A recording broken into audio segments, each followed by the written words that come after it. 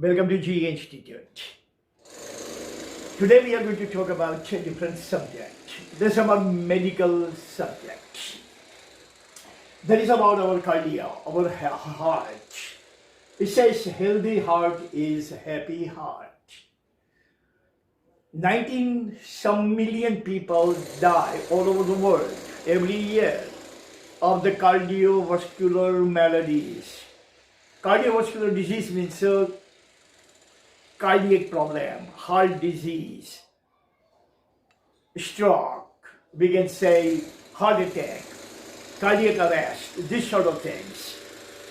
These are the tidbits. We're going to go through the tidbits. I will elaborate some of these tidbits, and after that, we're going to go into the remedy, the process, the surgical way to correct our cardiovascular disease. First is size of our fist. Our heart is as big as our fist, and it is the hardest muscle in our body. That is why it continuously works, beats 1 lakh times or 2.5 billion times every year. 1 lakh times per diem every day. Now if the heart muscles were fragile, weak, they cannot beat for 1 lakh times 24 hours, taking all kinds of beating upon it. Our bad habit, our bad food, our smoking, stress, anxiety, worries, every single thing is actually taken by our heart, bared by our heart, tolerated by our heart. The size of the fist.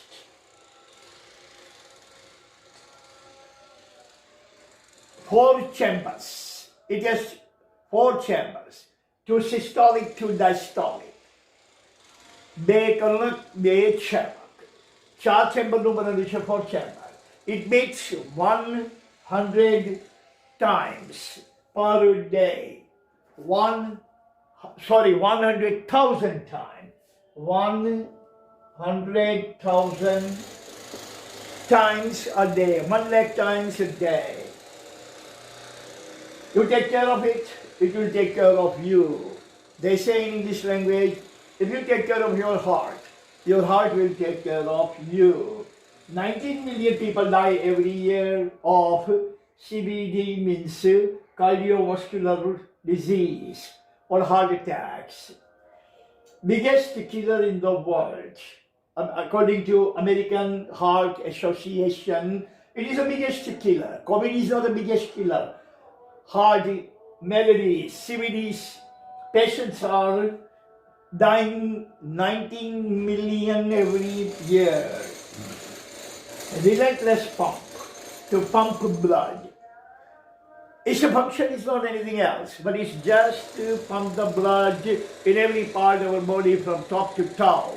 Every cell, every tissue, every organ gets the blood. From heart, blood has hemoglobins, and hemoglobins are the carrier of oxygen, and this way, this takes blood into each and every cell and tissue of our body. Without oxygen, body can survive, cell can survive, we can survive only for 7 minutes, no more than 7 minutes. Pump blood, most curious and vital organ.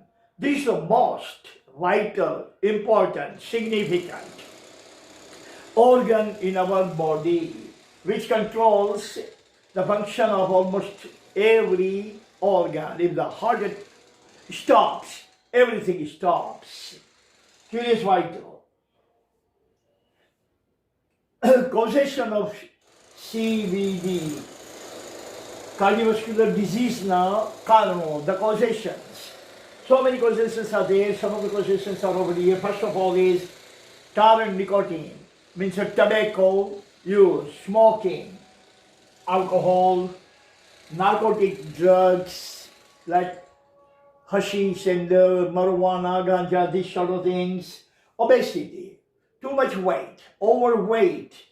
People also suffer from cardiac arrest, obesity. Diabetes is also a contributing factor in heart attack, stress.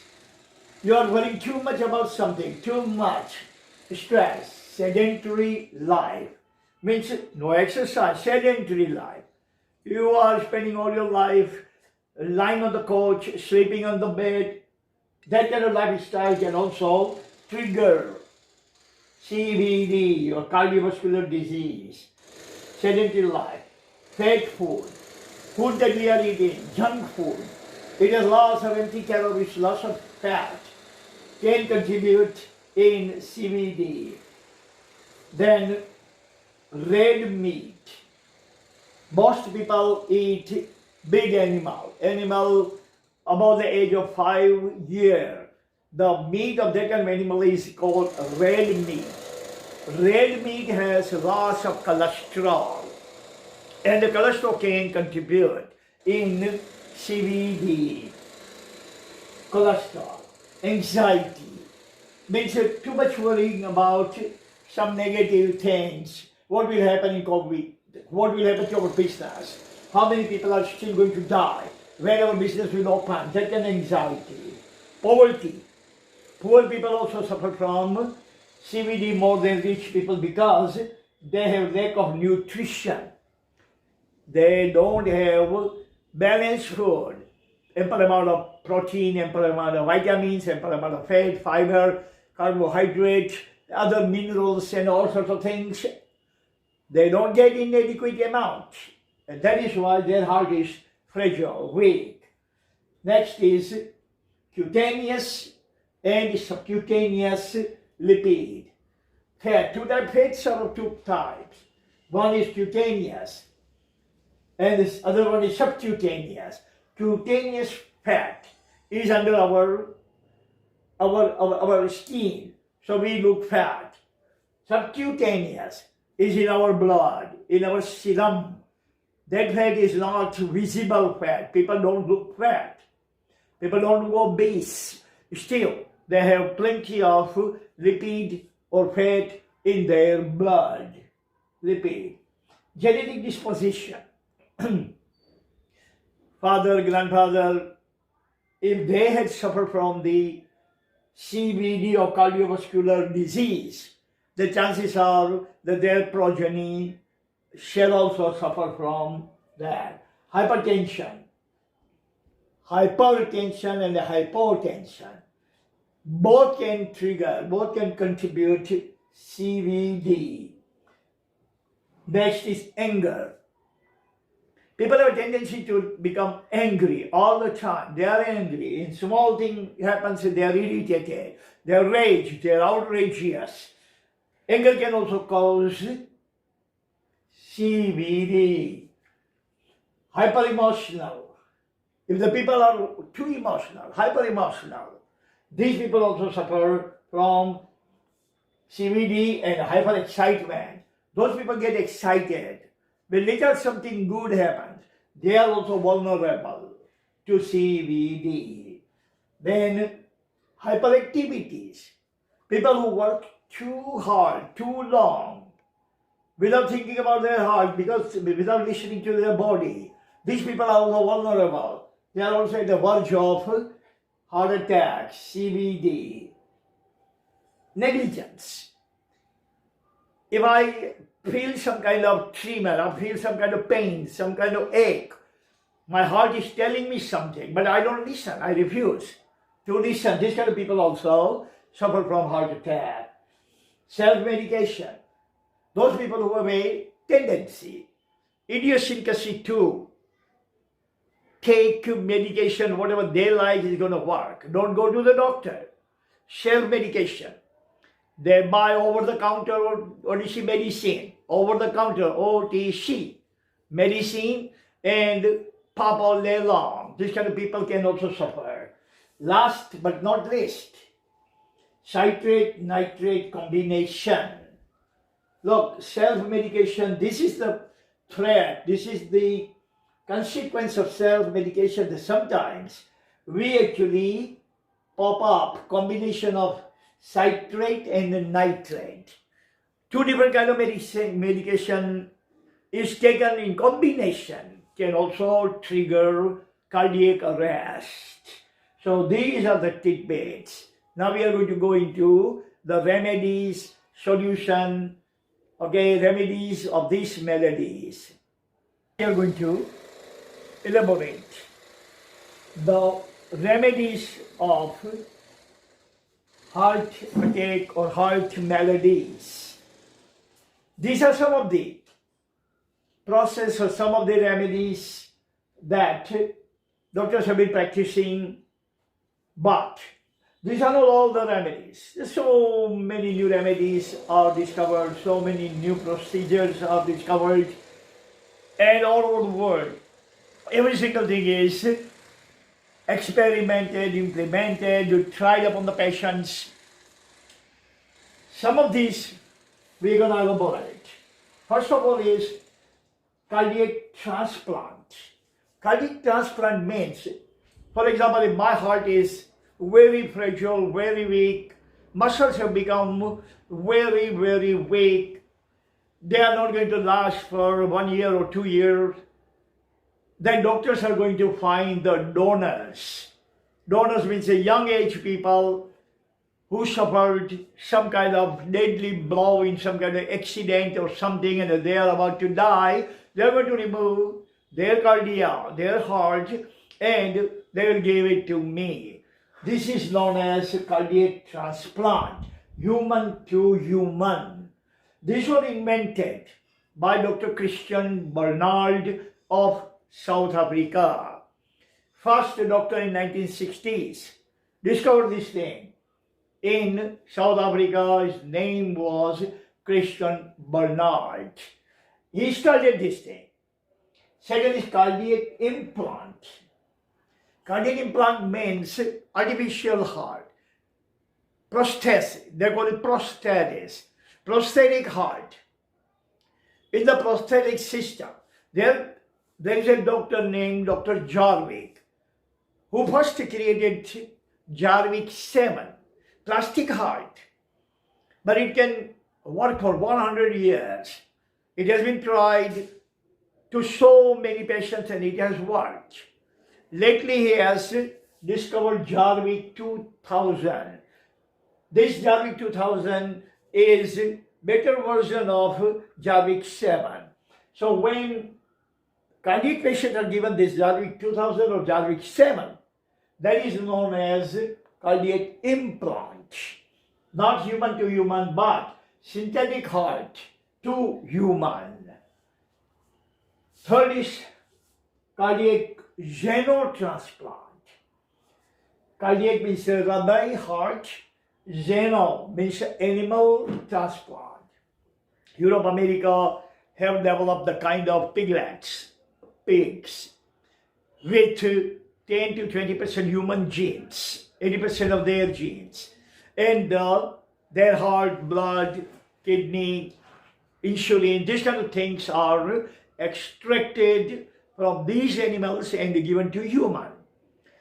Now they've been trying to give piglets a heart to human. And they are quite sure in their human trial, they have been successful. That is working like a charm. There's no any kind of autoimmunological problem. Immunity does not attack on the heart. Immunity knows. Immunity is, as a matter of fact, fooled by 20% of the human gene injection. That our immunity thinks that it's a human heart because 20% of the human genes are inducted in that organ. Fourth is, you must have heard about nanotechnology. In nanotechnology, they have discovered nanobots or nanorobots. They are also perfect, very efficacious in any kind of cardiovascular disease. If heart is poor or heart muscles are poor or valve is poor or systolic diastolic is poor, any kind of rhythmic problem is there or murmur is there or anything, they can inject nanobots. Nanobots are nano, very, very nano, 5,000th a part of an inch. They are going to inject these nanobots into our system. They will go to our heart and they are going to perform whatever the procedure needed to be performed on our human heart, and they are going to fix the heart, and they all are going to retrieved back. So this is the best technology available, but it is under the development yet. It's on the toddler stage. It's not adult stage. Next is, this is also very promising, very challenging thing, stem cell or master cell or totipotent cells. 20 years ago, geneticians found out that God has given us 120 extra cells. They call it stem cells or master cell. So whenever or whatever organ has deteriorated, then they are going to retrieve this cell from our body and coax them in the laboratory and put them back into our body, and these cells will grow, divide and grow, division would occur, and they are going to form a new, totally new organ. Old heart is gone, new heart is formed. Initially, the problem was that there were only 120 cells. Some cell would coax, other would not coax. So new cells were not available. But lately in Japan, about 5 years ago, Japanese genetician found totipotent cell. Any cell they will derive out of the umbilical cord of the mother. When the mother gives delivery to a baby, umbilical cord has plenty, millions of cells. And these cells can be used in any kind of organ, to harness any kind of organ. This cell can be used. Now there is a glut of cells. Loss of cells, not 120, but 120 billion cells are available. This is known as totipotent cell. Why they are called totipotent? Previously, it was believed that our heart cell can only make another heart. If you want to harness a new heart, you have to have heart muscle. But they found out now, by this genetician, Nobel laureate genetician in Japan, that any cell can be used to harness any organ. You don't have to look for heart organ or kidney organ or liver organ or bladder organ or gallbladder organ. No. Any kind of cell can become totipotent. One cell can create, form any organ.